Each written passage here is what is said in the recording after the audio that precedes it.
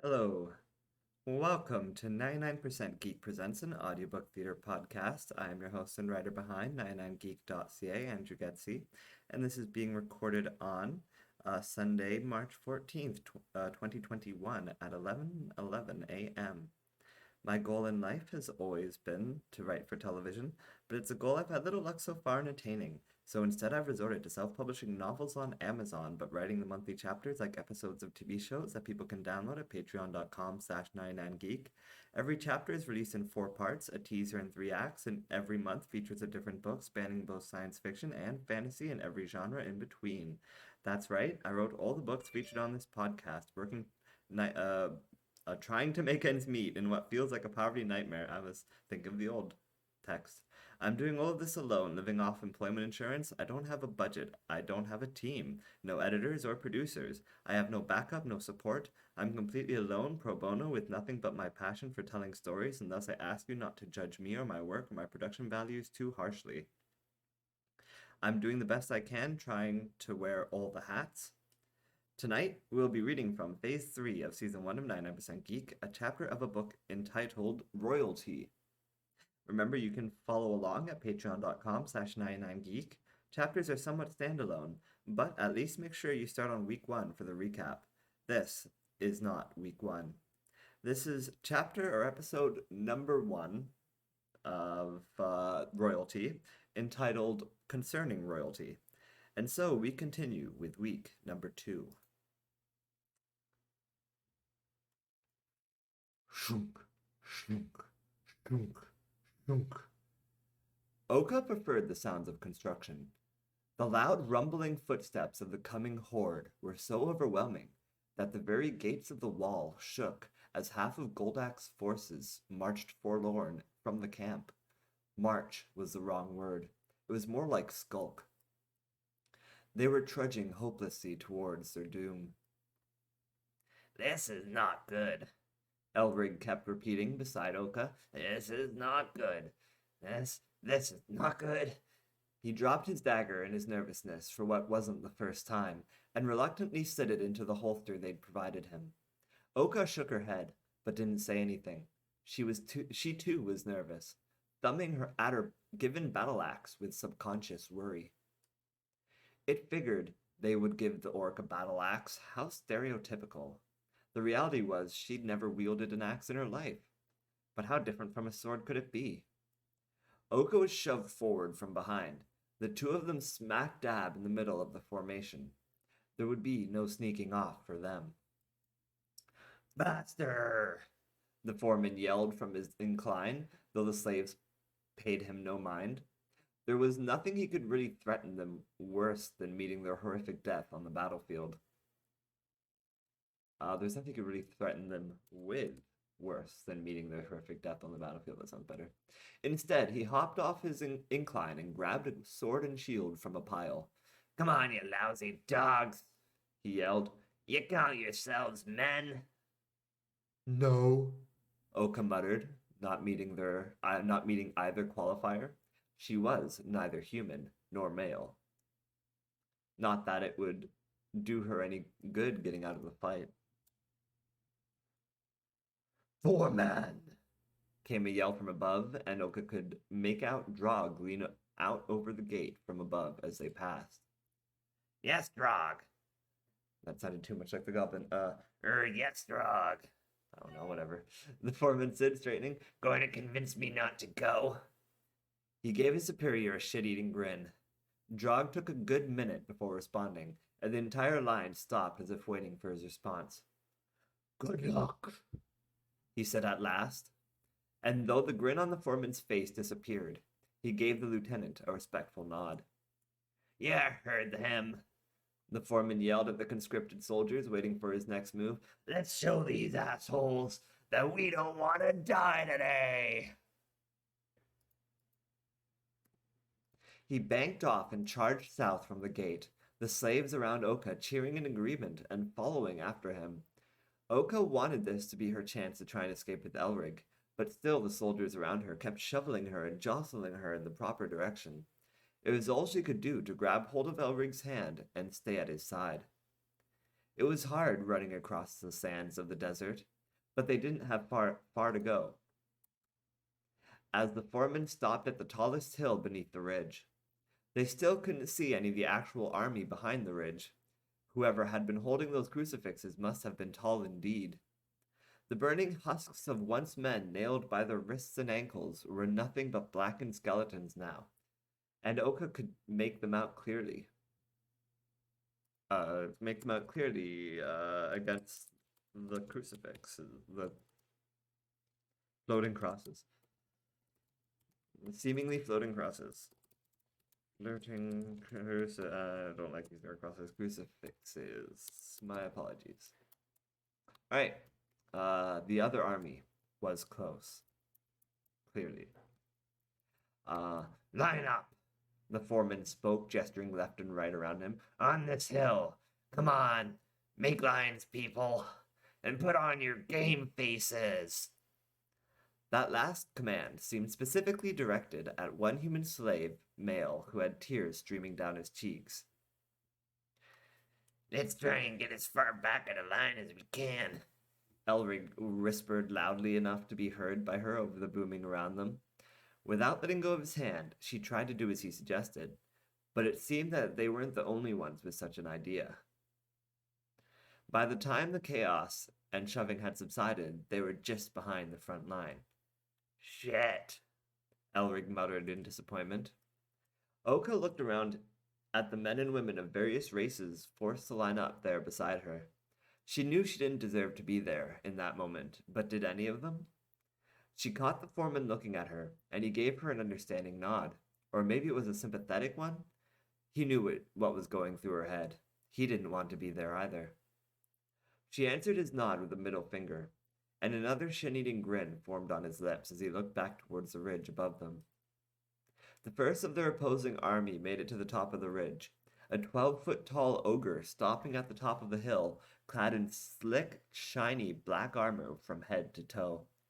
He had a focused glare, and rested a large black club on his armored shoulder.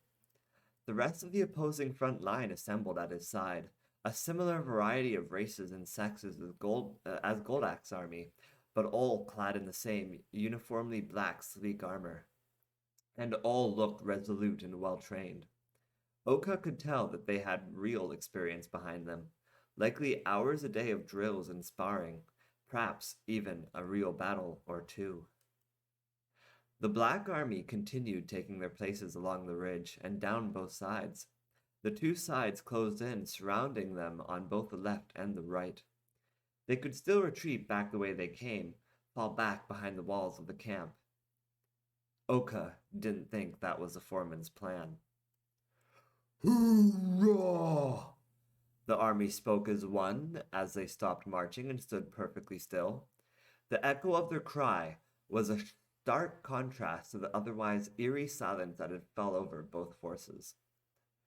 Oka could hear herself breathe, and the pounding of her heart in her chest ringed in her ears so loudly surely Elrig could hear it too. I can't see anything, Elrig muttered from her knees, where he couldn't hope to see past the two humans in front of them. Here, Oka said, holding her axe with her offhand and lifting Elrig onto her shoulder. Is this better? He settled into place. Yeah, he said to her, looking out at the line of people. Maybe not. As they watched, the three large forms tasked with carrying the burning crucifixes finally pushed their way to the front of the lineup. The first things Oka saw of them were their gray boulder-like heads. Smooth and completely faceless, they rose up over their own army, their bodies massive and wide, like many huge boulders piled atop one another and molded into the shape of a man, each one a horrific monster of a man taller even than Oka, almost as tall as the ogre, and much thicker. We have to get out of here now, Elrig muttered in Oka's ear, tugging on her thin metal helmet. They had been given armor too, but it was nothing like what they were facing against. Compared to the uniforms of the army in front of them, their armor amounted to little more than a tinfoil breastplate and hat. Would you stop? Oka complained as Elrig kept squirming. squirming. The stone forms stepped past the front lines of their side. Each step they took with their tree trunk-sized stone legs made a loud thoom as it sunk into the sands, and the reverberations shook the very desert beneath Oka's feet. The three stone creatures, still holding up the smoldering crucifixes on large spikes, reached the bottom of the valley between the ridge and their hill, and in that spot the creatures planted the crucifixes into the sand with a shoom.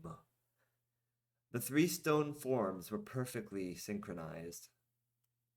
Oka gulped loudly. Ugh. The human woman with a spear beside her, Oka was pretty sure she had been the cook serving dinner last night, gave her a nervous glance. Come on, Oka insisted, tapping annoyingly on Oka's helmet. We have to go now. Oka sharply turned her head to him, exacerbated. Go where? She asked harshly. Go anywhere, Elrig insisted, and she had never in her entire life seen someone. Okay, we tried that again. Go anywhere, Elrig insisted, and she had never in her entire life seen someone look as scared as he looked in that moment. There, fix it. You haven't seen a golem before, have you? He asked her, and she didn't respond. She didn't have to. I did. Once. Just the one. Hoorah! Came another synchronized chant from the entire army in unison. There was movement from their side, and the foreman took an awkward step forward. None of the three golems made any action towards him as he slid down the hill to approach them. Everyone around was still. Oh, try telling them I'm sorry, Goldak yelled helpfully from the wall of their camp. The foreman looked back towards their camp in disbelief, then turned back to the lead golem. He opened his mouth to speak.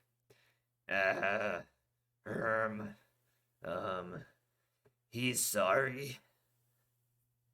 The lead golem moved with lightning speed, its arms striking out with a fist faster than Oka could track with her eyes. To say that the golem punched the foreman in the face would be inaccurate.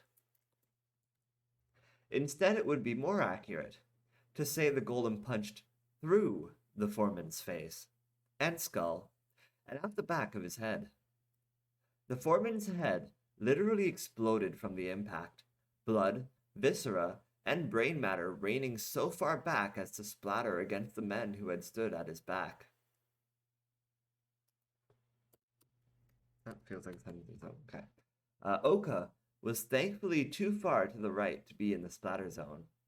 You could see someone on the far left of their ranks turn and try to run, but the two soldiers on either side of him grabbed his arms and held him in place. Fuck! Elrig swore, no longer squirming to get away. He had turned a most pale shade of green. Oka would have sworn too, but her voice was caught in her throat. Or was that her very heart trying to break free from her chest and escape? The foreman's headless body flopped to the floor, oozing out its neck as the lead golem began bounding up the hill towards them. It backhanded an entire 6 guys at once with one swing, 2 of them soaring over Oka's head. But she could no longer focus on that, as the golem on the right followed the other golem up the hill to grab at one of the humans in front of Oka. Its fingers wrapped around his arms and body, lifting him into the air and squeezing him tightly. He only screamed in agony for a moment, before there was a resounding crack, and his rib cage caved in on itself. Blood and organs erupted from his mouth, and his eyeballs burst from their sockets, the gore raining down upon Oka and the others as she stumbled back from the thing and raised her axe. The cook beside her let out a war scream and charged forward with her spear, jabbing it into the golem's chest, only for the spear to splinter and shatter against the golem's rock form. Turning on her, it punched her into her stomach, getting its fingers tangled in her intestines and violently ripping her clear in half before Oka's eyes as it tried to get free. The woman's upper torso landed at Oka's feet with a wet splorch, blood and guts oozing out into the sand. Now it was her turn, and someone behind her pushed her towards the golem as it turned on her. Thanks for that. It was good knowing you, Elrig whispered in her ear, and she switched her axe to her right hand as she grabbed Elrig with her offhand and cradled him to her chest. She then followed forward as the golem. She then rolled forward, as the golem swung out at her, dodging its first punch and glancing a blow off its arm. Her axe gave off sparks as it glanced off the stone skin of the golem, but didn't even leave a mark. As she got back to her feet, she swung at its legs, glancing off with her axe. More sparks. Still no mark. She dodged right, trying to keep moving. It seemed to be working. The golem wasn't attacking her anymore, so much as seemingly analyzing her movements. She had to stay unpredictable. Maybe that was the key. She dodged left to switch it up, and sure enough, the golem suddenly swung out at her right, faster than she could have reacted. Had she not already been dodging left, it would have struck her for sure. Taking her chance, she tried to bury her axe head into its stone chest, but it caught the axe with its other hand and crushed the head of her weapon into a ball of metal. She let go of it. Yup, she'd been right. Swords were way cooler than axes. She dodged forward and past the golem as it brought both fists down at her. The golem's fist boomed into the sand and rocked Oka off balance. She turned around and stumbled back as the golem brought its arm up, but she wasn't fast enough. Or maybe it was just too fast. Its fist managed to catch her chin and, even only slightly grazing her, dislocated her jaw and launched her up off her feet and a clear 10 yards through the air. She hit the sand hard and rolled, Elrig groaning from against her chest even though she'd taken the brunt of the impact. You okay? She asked Elrig after massaging her jaw back into place, laying him into the sand beneath her. He gave her a nod, but didn't have time to say anything as she was yanked off him and thrown onto her back. It was the ogre she'd spotted earlier, armored such as no ogre she had ever met before. They usually didn't care much for clothes, or had much reason for them even, but this one was fitted the same as everyone else in his army. Even all their weapons were as black as the night. With a good 3 feet on her, the ogre brought its gleaming black club down on her face, and she only just managed to roll out of the way. The club landed heavily into the ground where her head used to be, and kicked up sand that got in her eyes. As she tried to rub her eyes free, the ogre likely would have gotten in an easy finishing blow, had Elrig not suddenly stabbed his dagger into the ogre's leg. Itchy nose. Itchy nose. What have they been feeding you? Into his leg, yes. Take that, you ugly green giant. The goblin yelled as the ogre bellowed in agony and bent over. It was a bad idea. Elrig getting up onto the ogre's back and stabbing his dagger repeatedly into the ogre's shoulder blades. Oka was distracted suddenly, as a scream behind her made her turn around. A human was charging at her, obviously taking to the ogre's example, dressed in the same black armor and brandishing a shiny black sword. Oka grabbed his sword at the hilt, crushing his hand in her grip as she reached out and caught the man's forehead in the palm of her hand. She yanked his sword free and shoved him face first into the sand, holding his head to the sand so he couldn't breathe. While the man under her grip struggled, another soldier came at her, and she put her new sword right through the soldier's head. She then pulled it free and lifted the man under her grip to slit his throat. This was more her style, Oka thought as she swung her sword through the air a few times and moved in on the ogre. The massive armored ogre tried to shake Elrig off his back, but seeing Oka moving in, he hefted his mace and swung at her. She dodged it, slashing his arm to drop his mace and then cutting his face clean off the rest of his head. His face hit the sand with a plop, as his body fell over and began twitching involuntarily. Ew, Elrig said, climbing back up Oka to sit on her shoulder. The golem that had tossed her across the battlefield had now long forgotten about her, decimating her fellow slaves with its twins.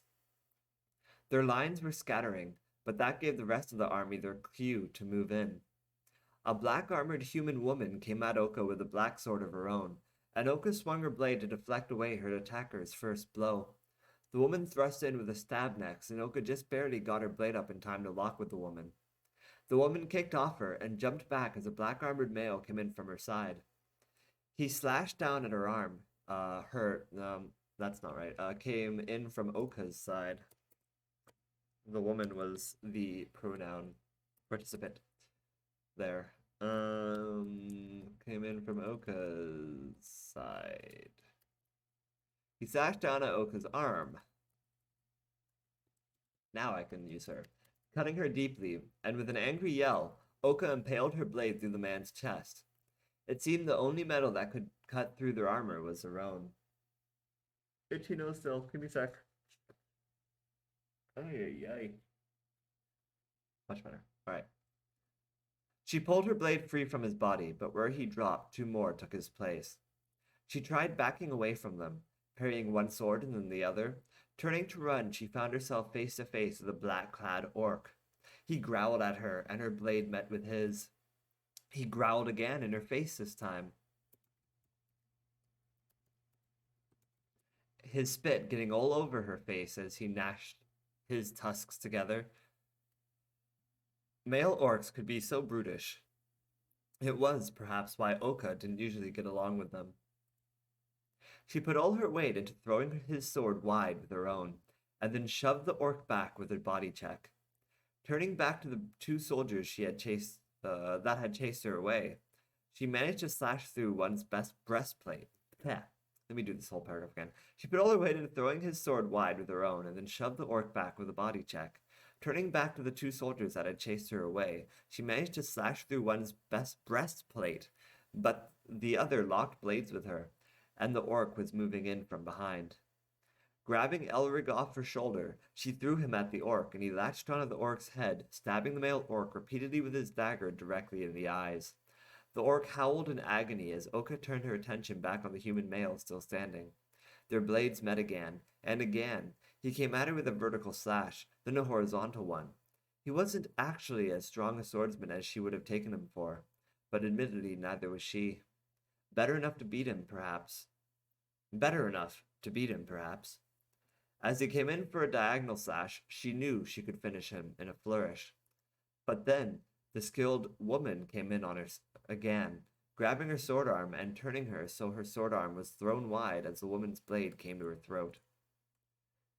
"You're a skilled warrior," the black-clad woman said. "Your master is finished. You need not let him take you down too." The woman's ice-blue eyes stared deep into Oka as if searching for a response in her expression. "Join us. Become a Black Knight for Royal Marius." Oka didn't get a chance to answer, however, as Elrig slashed at the woman's leg with his dagger. She screamed and let go of Oka to drop to her knee and grab at the gash. "We ain't trading one servitude for another, lady," Elrig muttered to the black-clad knight as he danced out from her reach and climbed up on Oka's shoulder. "That way." Elrig pointed to her left. "Their line is thinnest there.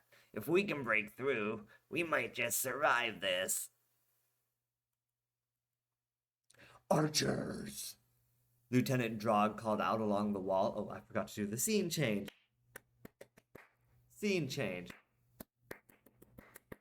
All right.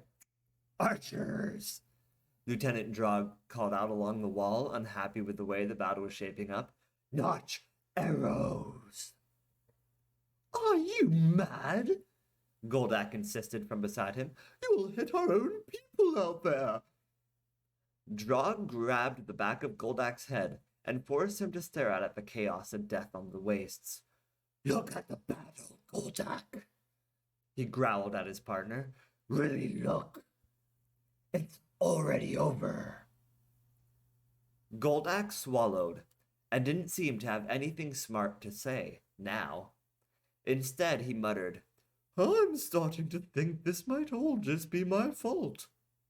Drog released Goldak, his jaw dropping in disbelief. "Really?" Why, yes, Goldak said without a hint of irony, producing a glowing glass vial. Or perhaps it was a normal glass vial, and it was the blue liquid inside that was glowing. If I hadn't stolen this potion, then none of this would be happening. At last, he revealed what all this had been about. What is it? Drog asked, scrutinizing the bottle closely. I don't know, actually, Goldak said, raising it between them. I was tasked by a royal to retrieve it for them. But when I saw it, all I could think about was how I could use it to finally earn my place as a royal myself. The people. Oh, wrong voice, I'm sorry. Continuing, Goldak says, the people I got it from spoke as if it contains immeasurable power. Goldak explained. And yet, useless in our hands, Drog argued. when we don't know what it does. Which royal tasked you with this? Goldak sheepishly scratched the back of his head. A higher one. He didn't clarify. Drog turned on him. Which one? Droxia! Drog let out a roar. The Demonatrix, Queen of the Netherhold. He screamed at Goldak in unrestrained anger. Goldak shrunk back, trembling. What do we do? I hired you for your experience. No, Drog corrected him. you hired me because I thought a royal and yet live. Goldak tried to shrug and lean on the banister casually. Well, surely you must have some sage advice, he stammered to his lieutenant. Only this. Drog spoke softly. Also, I'm starting to feel lightheaded from all these crazy voices. It's fun though. Only this. Drog spoke softly. If that is truly some immeasurable power in the hands of a royal, he said, then you'll take it and be gone from here. Sail into the deepest ocean and never return. Disappear somewhere the royals would never find you or it again. Whoa. Water break. I feel like I'm huffing glue or something. All right. Hurry. Drog raised his hand. Better yet, He said, having never been more serious in his entire life. You'll give it to me, and let me do it. I'm the fastest rider. Put me on the swiftest horse, and I'm gone. To Drog's slight surprise, Goldak looked down at the bottle in his hands and really seemed to be considering Drog's suggestion. As well he should. My eyes are like, wow, okay, sorry. Whew. I'm like, whoa, lightheaded again. Help me hurt them. Drog begged the merchant. Help me hurt the royals and avenge my family. Goldak, with growing hesitation, finally placed the bottle in Drog's hand. Do it, he said, and Drog gave the merchant a nod. Drog lifted the bottle up before his eyes, staring into it. You did the right thing, Goldak, he said, looking past the bottle to his master. Die well. He turned to leave, but stopped at a peculiar sight.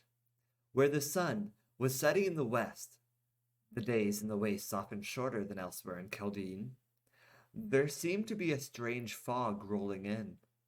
Black, like a shadow, it billowed and surged nearly unseen beneath the dim red sky. Rolling over the walls of the camp, it passed over the archers, and seemed to collect and form like a shadow around Drog.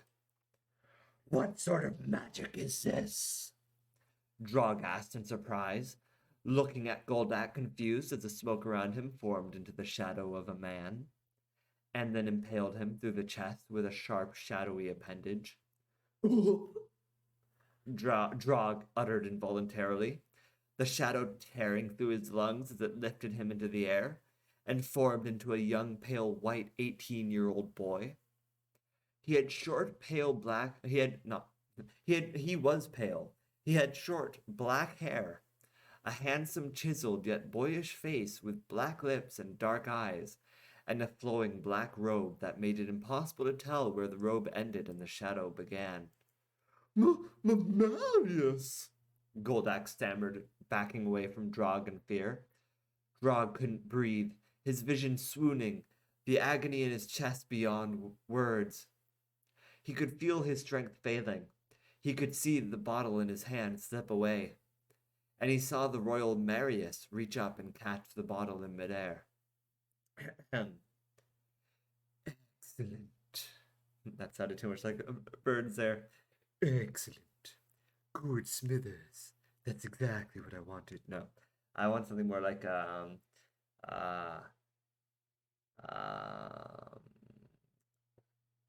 yes. All right. Excellent. The lesser royal spoke in a smooth, silky voice.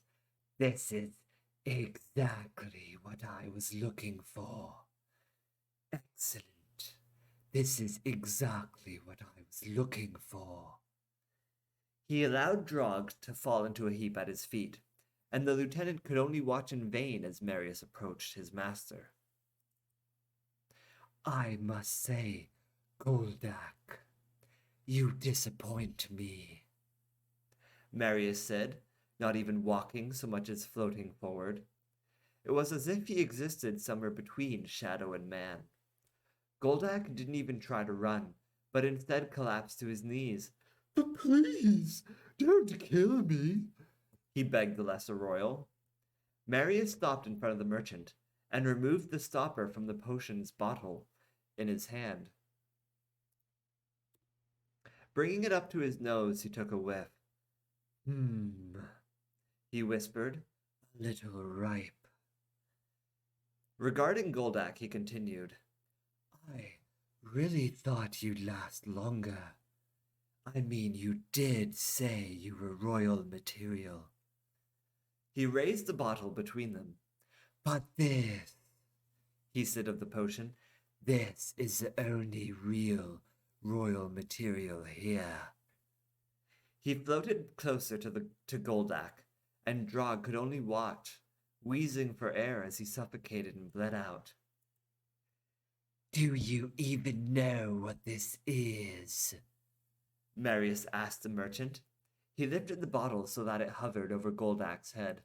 I stole it for you, Marius, Goldak pleaded pathetically.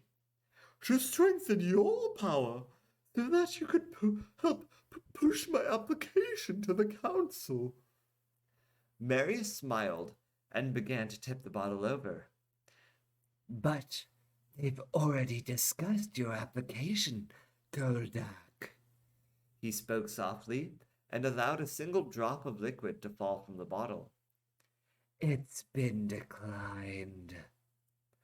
The drop landed in Goldak's mouth as he pleaded, and for a moment he seemed to gag. Pitching forward, he tried to yak, but nothing came out. He then began to wheeze like Drog. And then he stopped doing anything at all. And before Drog's very eyes, Goldak's face turned to stone, and then the rest of his head and his body, as if from the inside out. And that was the last thing Drog ever saw before he lost consciousness and never woke up again. Scene change. Really just perspective change. Interesting. Marius muttered to himself as Goldak finished turning to stone, and the potion's effects continued past Goldak to begin turning the surrounding wall and archers to stone. Marius allowed himself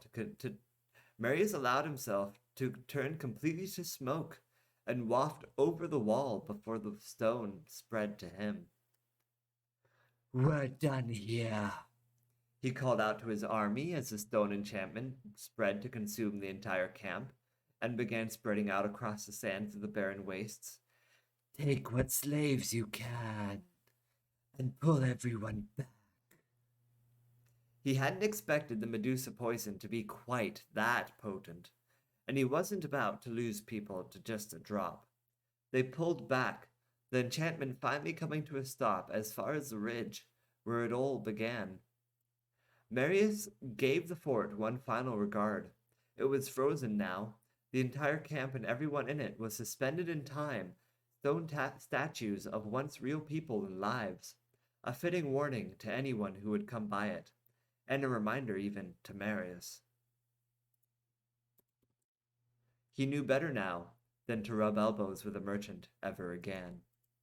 And that was the end of week 2.